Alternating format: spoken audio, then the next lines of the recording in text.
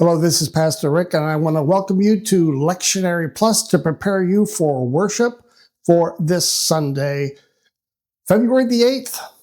And we have three texts, Matthew 5, 13 to 6, 12 to 20. This is about the Sermon on the Mount. We're continuing the focus on the Sermon on the Mount from last week when we had the Beatitudes. We also have Isaiah 58 and 1 Corinthians 2, 1 to 5, and then 6 to 10. Now, let's start with the Sermon on the Mount. This is one of the most powerful sermons that we have in Scripture, the most famous by Jesus, the longest that we have. And so we're going to continue that with the emphasis on two very powerful missional themes where the Lord calls his disciples to be salt and light. And that's incredibly interesting because here the Christians are being oppressed by the Roman power, the Roman Empire. They're being taxed to death. They're hungry. They're oppressed. And so you'd think, okay, we're going to just rally.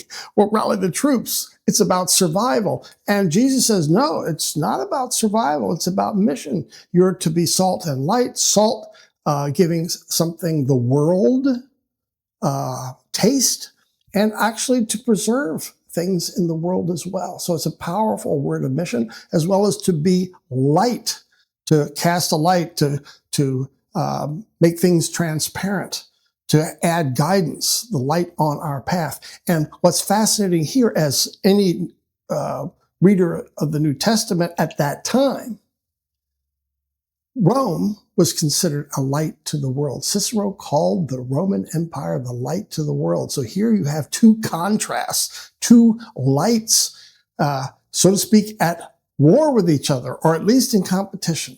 The light that Jesus is promising and calling his disciples to, as well as the Roman Empire. As we continue with this reading on verses 17 to 20, it's interesting that Jesus talks about Scripture here. There's four things he says, and I think we should consider these four things as we compare them to the upper section on light and salt, salt and light. One, he says, I'm going to fulfill the Scriptures. Don't think I'm starting over. This mission is not like I'm making it up from scratch. I'm going back to Scripture and fulfilling them. Scripture has to be validated. It's authoritative, and I'm abiding by Scripture. Then there's kind of a warning to teachers who abandon Scripture.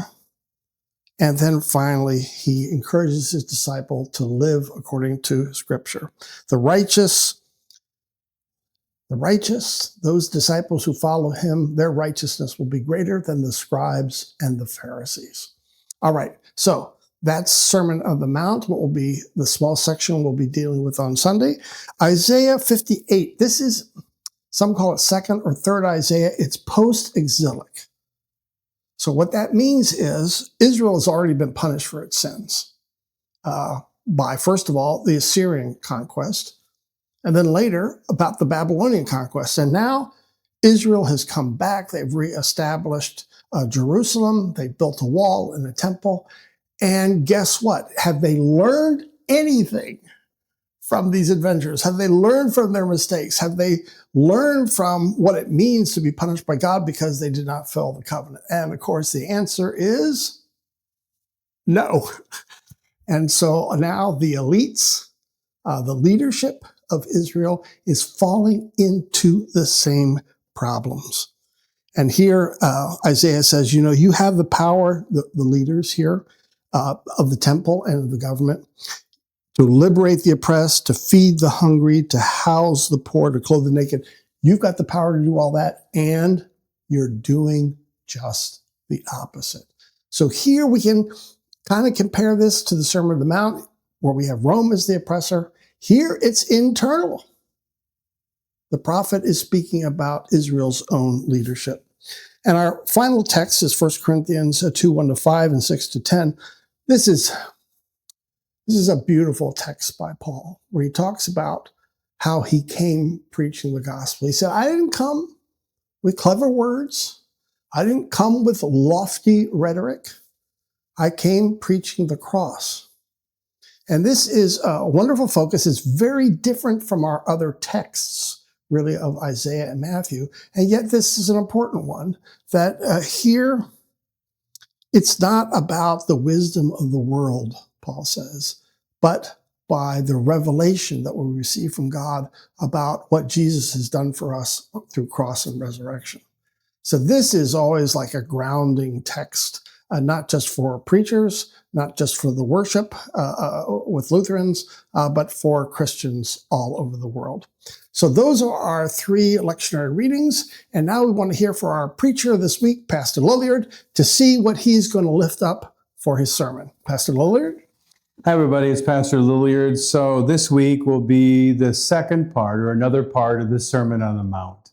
When Jesus preached to the people, this time it comes from the book of Matthew and verses 12 and following. So here's what Jesus says. It seems simple, but it's profound. You are the salt of the earth, and you are the light of the world. And so what I'm going to talk about on Sunday is, what does it mean that we are the salt and we are the light? How do we season life? How do we make life better? How do we make life feel and taste better? And then how do we help people see goodness and hope in the world? So I'm not going to answer everything right now because I want you to come and worship, but we are salt and we are light, and we'll talk about how we are and how we can be with God's help. In the meantime, be well. God bless.